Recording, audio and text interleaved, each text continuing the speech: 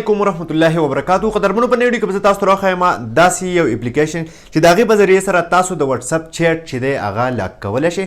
مطلب تاسو د چا سره میسیجونه کول غواړئ خو تاسو غواړئ چې نه ټوټل واتس اپ تاسو لاک نه کړئ خو صرف د هغه کس خصوصي کس یا داسې چیټ لاک کړئ چې هغه تاسو غواړئ چې هغې نه بل څوک خبر نشي یا دغه چیټ بل څوک ونه ګوري، دغه میسیجونه تاسو بل څوک ونه ګوري، تاسو خپل میسیجونه محفوظ کړئ په کومه طریقې سره. نو دغه طریقه درته راښایم ټوټله په نوې ویډیو کې.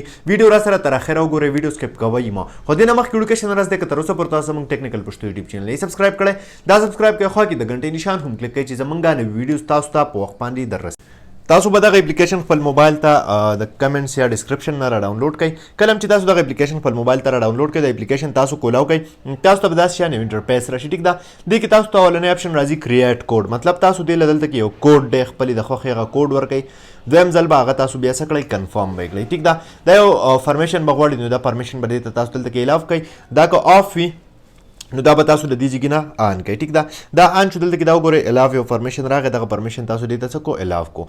اوس د دې نه چې کله تاسو واپس دلته کې راشئ، ټیک ده، دلته کې جمع یو نشان به تاسو ته ښکاري. سمپل په دې جمع نشان باندې به تاسو کلیک واخلئ. اوس دلته کې دا وګورئ تاسو چې څومره هم کانټیکس دي، ټیک ده، دا ټول کانټیکس تاسو چې کم دلته کې کانټیکس دي تاسو به څه وکئ.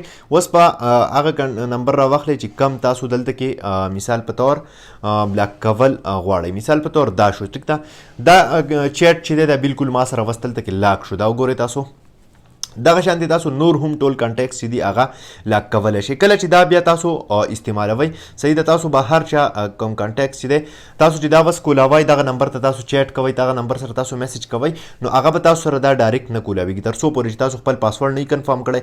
نو تاسو به دغه شانتي دا چیټ نشئ کولی، میسجونه وغیره به تاسو نشئ کولی. دې نه علاوه که بل نمبر تاسو هم دغه شانتي لاک کول غواړئ، نو دغه طریقه ده. سمپل په دې جمع نشان باندې کلیک وکړه، واپس راشه، چې کم یو ته غواړئ نو هغه نمبر څه دی هغه دلته کې راوله، هغه به تاسو سره راشي. دا وګورئ اوس دوه شوې. دغه شان چې څونه کانټیکس دي هغه ټولو باندې تاسو دغه نمونه باندې مطلب د میسیجونو باندې لاکر لګولی شئ. نو دا وه قدرمنو نننۍ ویډیو. امید لرم چې خوښ شوي وي. که خوښ شوي وي لایک یې کړئ، چینل سبسکرایب ول مه هېروئ، ملګرو سره یې شیر کړئ. تر بلې ویډیو د خپل ځان ډېر زیات